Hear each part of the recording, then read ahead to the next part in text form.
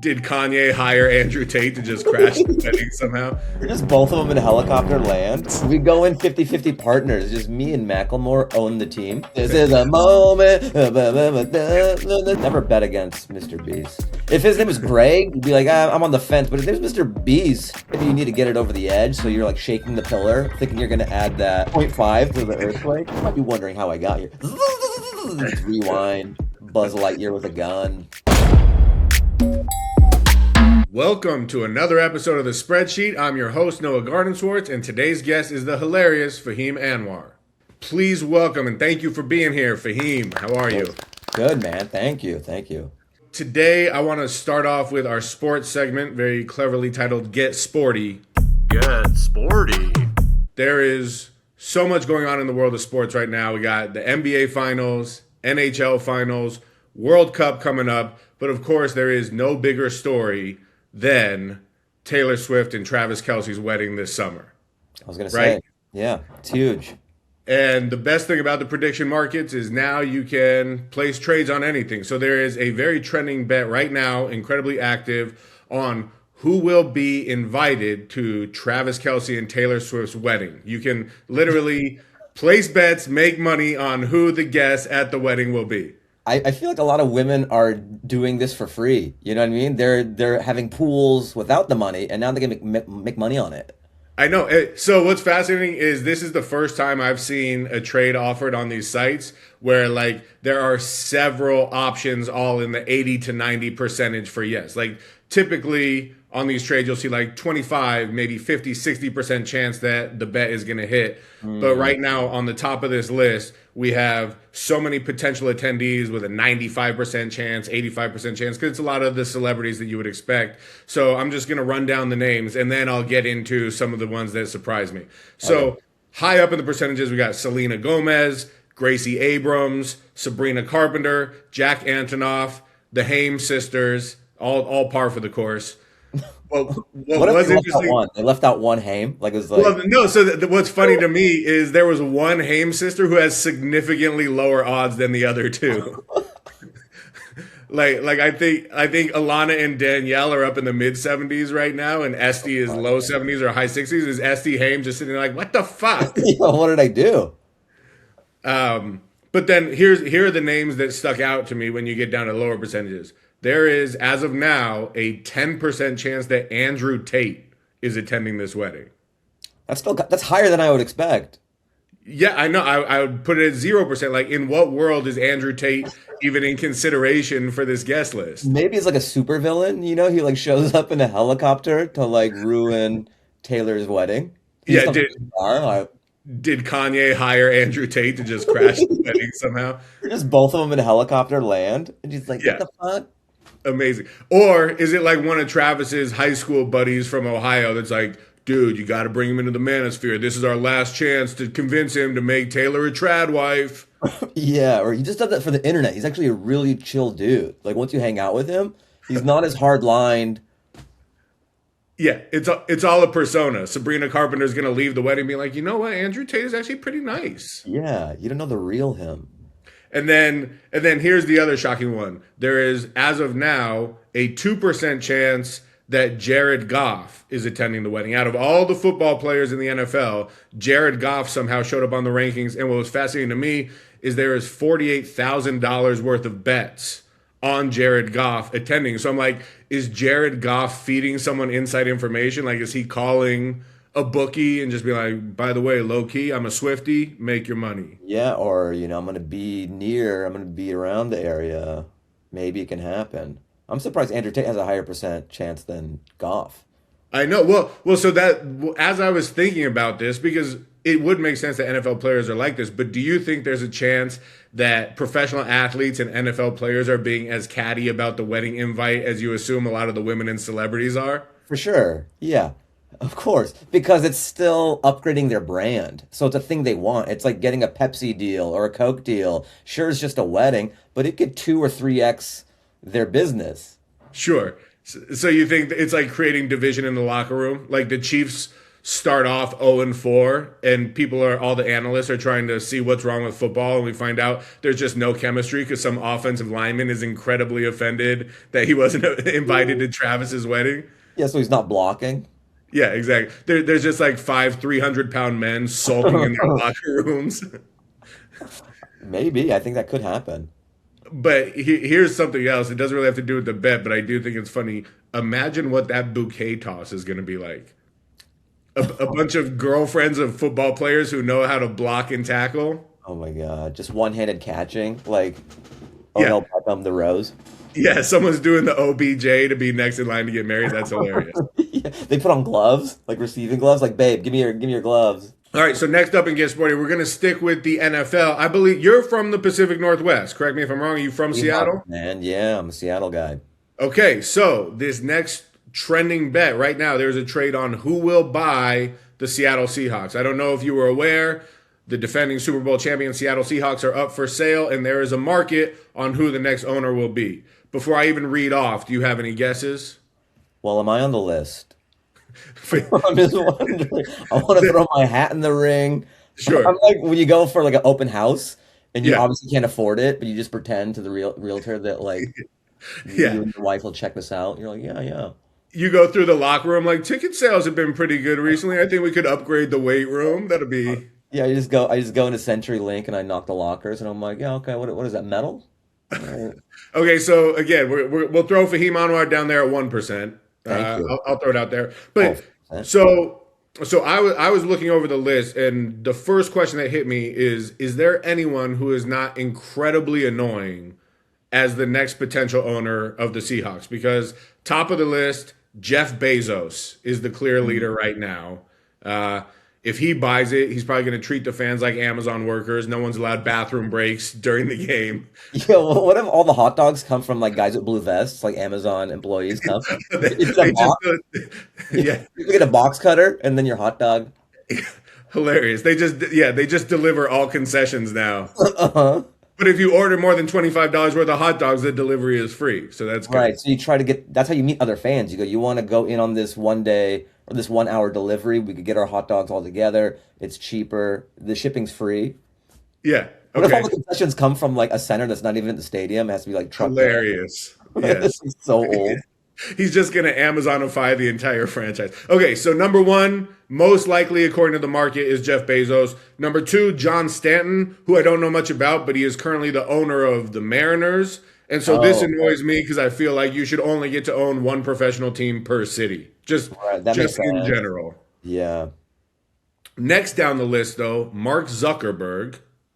Interesting. I know, where I'm like, again, is this his play into masculinity? Like, he's like, jiu-jitsu and football is what the Zuck does.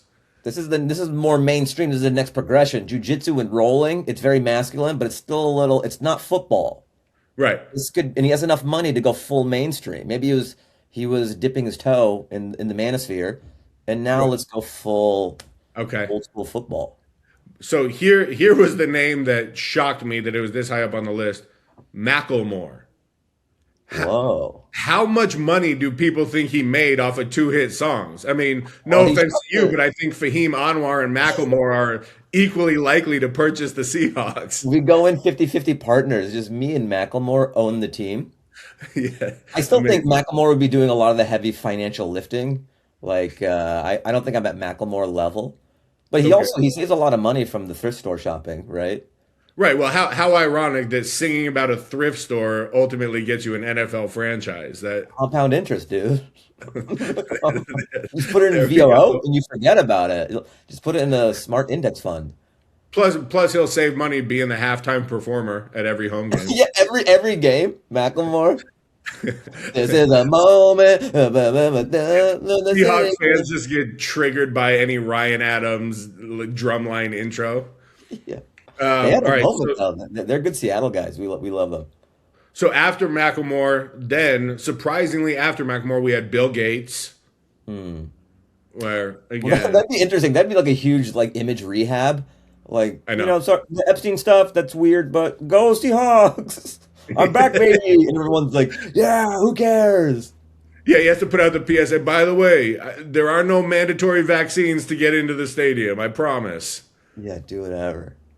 So here were a few Seattle names I was surprised weren't on the list. Again, given that Macklemore was high up, there was no Howard Schultz, the former CEO of Starbucks. Well, we kind of hate him out there because he bait and switched us with the Sonics. So he's like our Corella DeVille.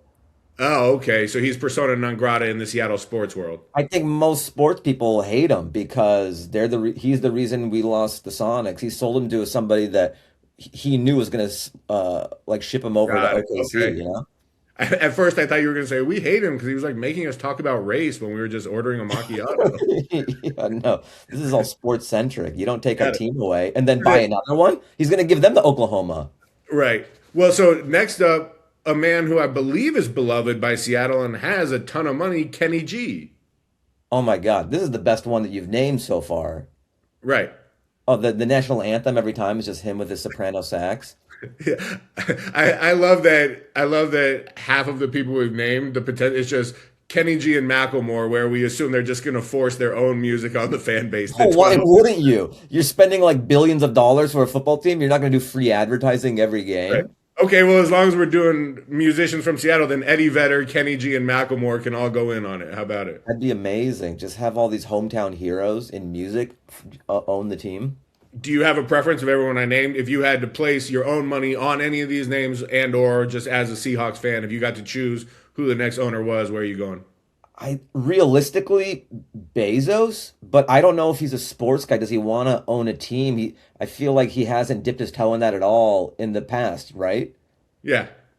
But it'd be cool. He has so much money, right? He's like one of the richest dudes in the world. Oh yeah, I mean he could buy the team 15 times over, I'm sure. Yeah. And now that we're thinking about it, I'm actually kind of warming to the idea of the concessions being delivered by Amazon workers in you get it from your Bluegrass. phone. It's already integrated. Everyone's already used to the app.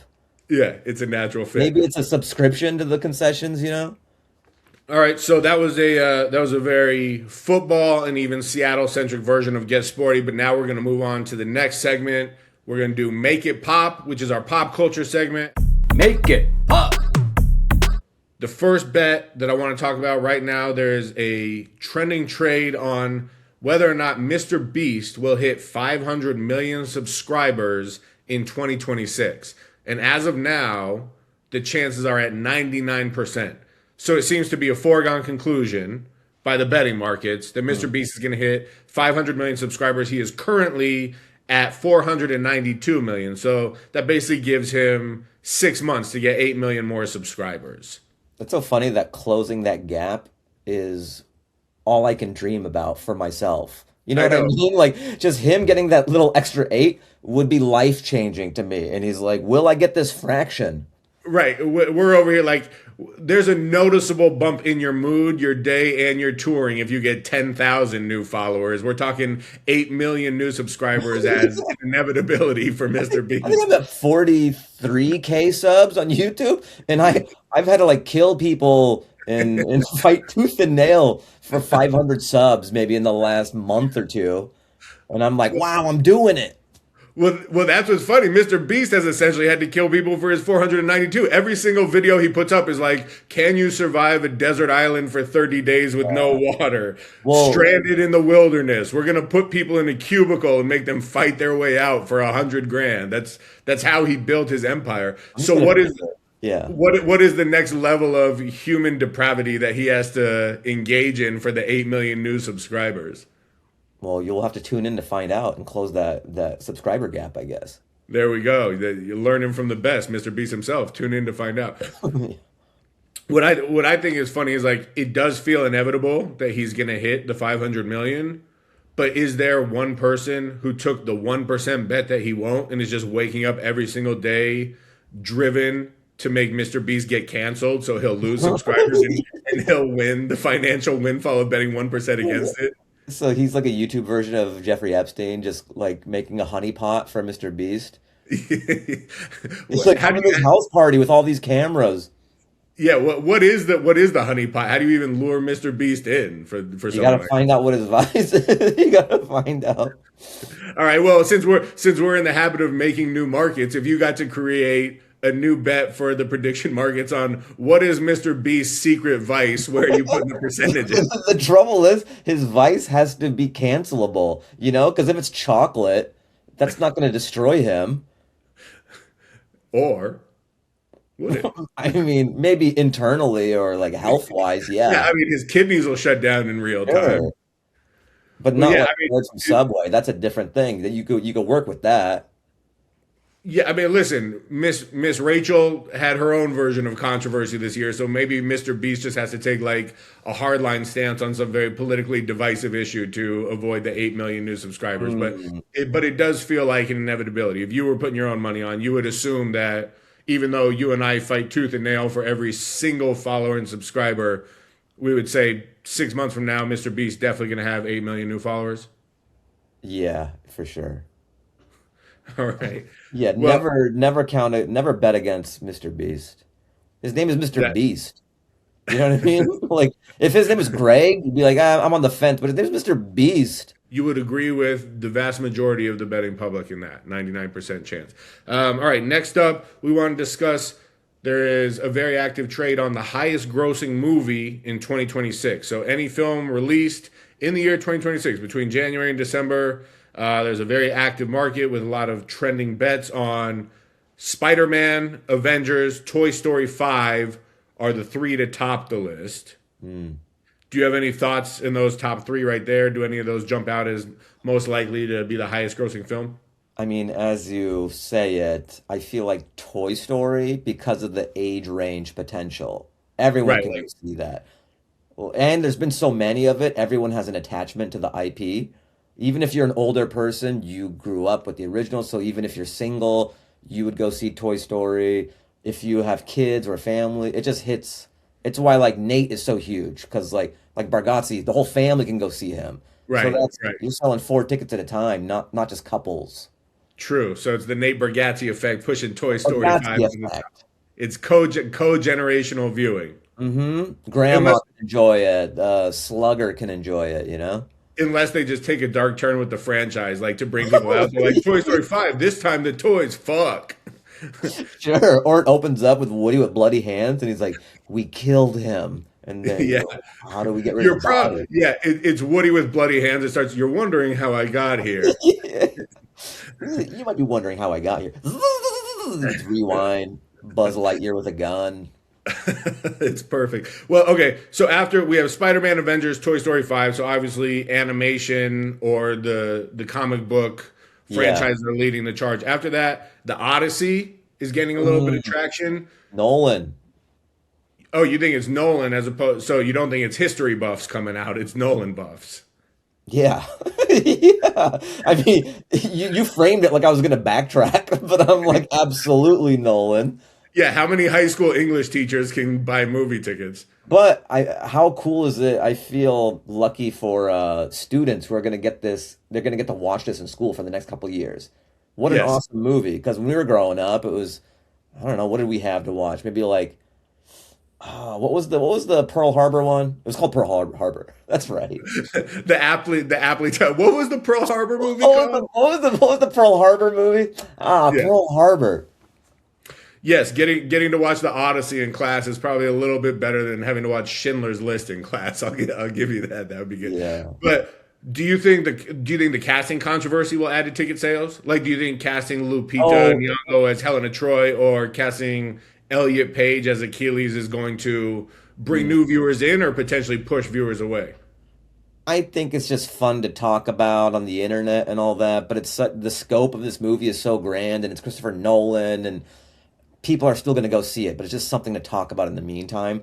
But I think it is interesting. It does feel like carryover from the way Hollywood and society was before the pendulum shifted a little Right. back to center, you know? Because Yeah, yeah. a movie like this takes so long to make that they're like, all right, we'll have a black trans person in a wheelchair. And then it takes like 6 years to make the movie, and when it comes out, it's like, oh, we're not doing that anymore.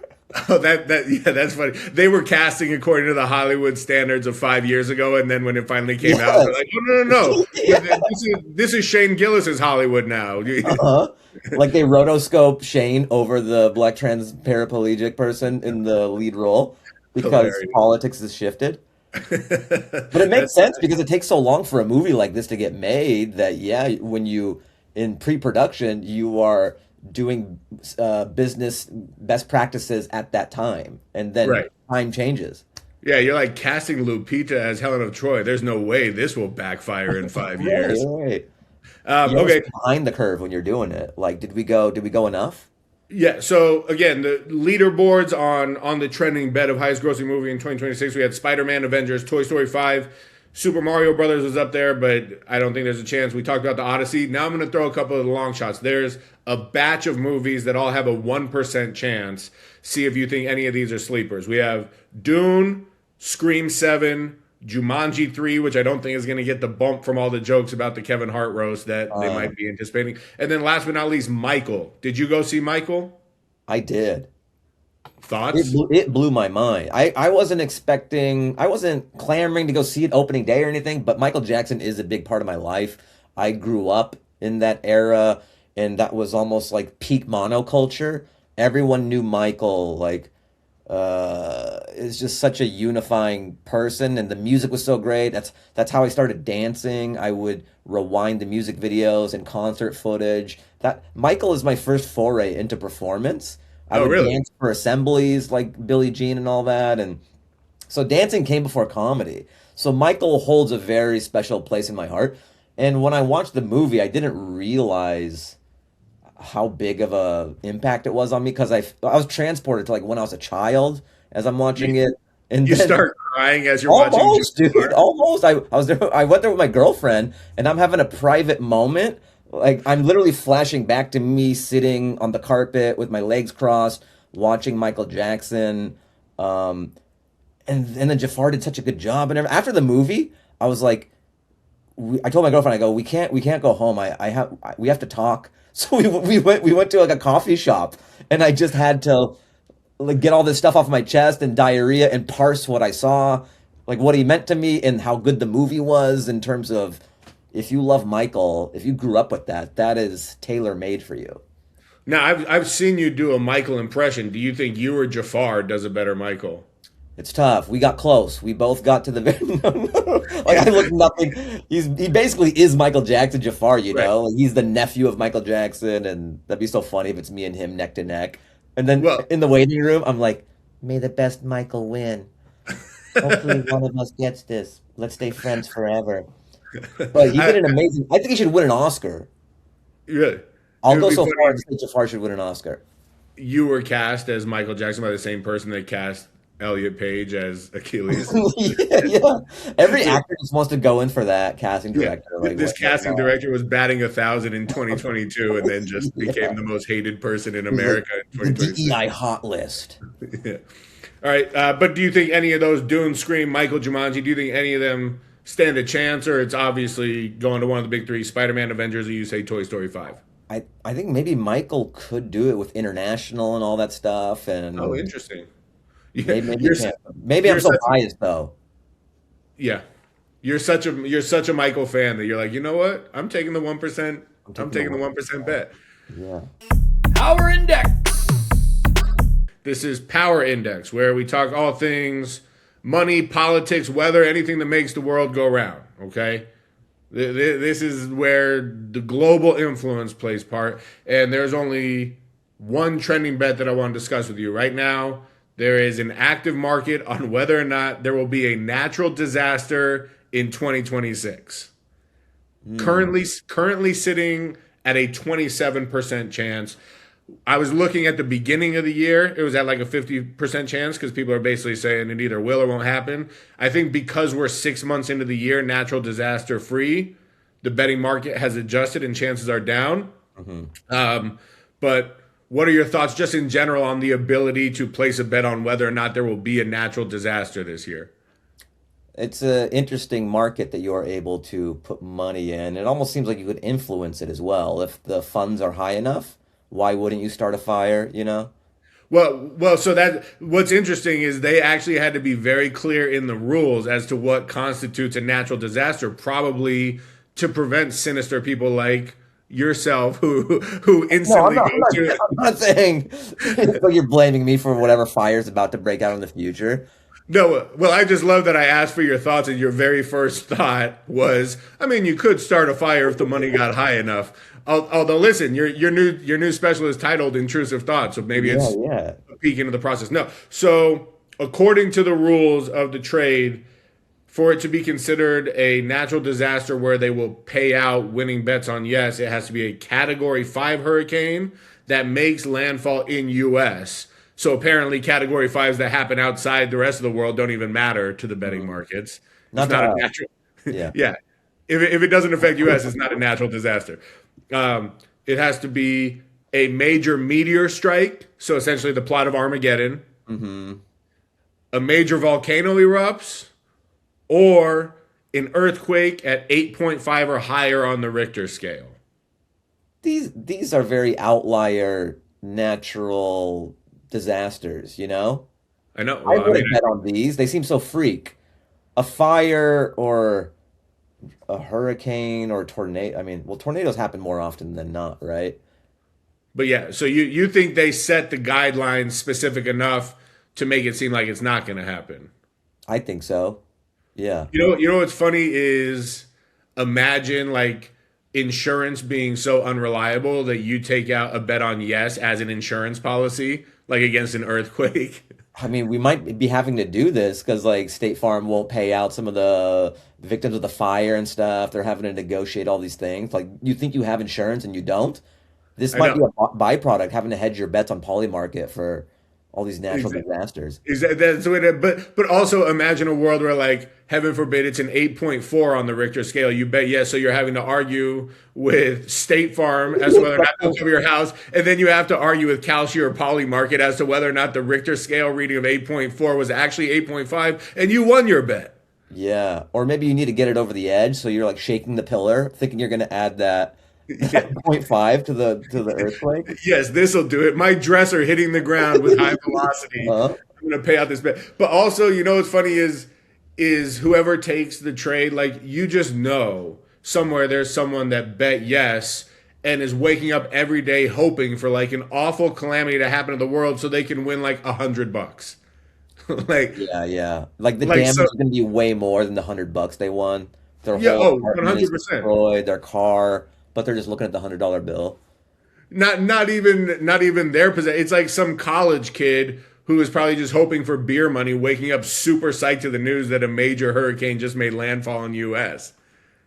Or his frat bros is like, guys, it happened, and they're crushed under a beam, like they're all dead. Yeah, and one guy's like, "Should have bet yes." You're saying no though, or you're saying yeah, you're saying no. I'm You're saying saying you do no. not. Yeah, I don't think any of those natural disasters will happen. I think it's such a reach. They're too extreme. And then we only Are have we 6 months left too, right? right? Exactly. Again, I think that's why the percentages started falling is because so far we've made it half the year without any of those. And I'm glad they put out those guidelines too, because one could argue that the state of the world in 2026 right now is one big natural disaster. Like we're actively living a natural disaster every day in one way or another. Right. Defining it really protects them from paying out. All right. Well, with absolutely no background at all in any of this, or at least that I know of, if you had to pick one of the four major disasters to occur, if you were going to put your money on yes, and you had to go with hurricane, meteor, volcano, or 8.5 earthquake, where would you put your money? I feel like hurricane probably. For some reason, I feel like I'm aware of those way more than a catastrophic earthquake in the States, you know? I feel like Yeah. Florida is always getting hit by something. Well, I was actually about to say, my wife is from Florida, and hurricane season is right around the corner. Like August, September is typically when they hit. So right now might be an opportunity to buy low on on natural Mm, disasters occurring. maybe, So, maybe so, just. so if you ever stood a chance at owning the Seahawks, you and your buddy This is it. McLemore should put Oh. in on buying natural disaster right now ahead of the Florida And then Hurricane. before every game, I do a moment of silence for all the people I made my money off of. You know, all the people we lost in the natural disaster. I made the billions of dollars to buy the Seahawks. Yeah, exactly. As Jeff Bezos flies in a hot dog to your seat, it's perfect. I love it. I just do All right. 5 seconds of silence. That's it. Not a minute. Well, Fahim, thank you so much for joining us again. I just want to remind everybody you have a new YouTube special, Intrusive Thoughts. You truly are one of my favorite comics. I think you're one of the best ones working. So I would encourage anyone watching this show to go watch your special. And then again, shout out where the people can find you if they want to see you on the road, where your tour dates. All that stuff. Yeah, FahimAnwar.com. I'll have my tour dates on there. I already have quite a few. I think I'm doing 13 or 14 cities is already on there. I'll try to add more. And then the special is Intrusive Thoughts. It's on my YouTube channel.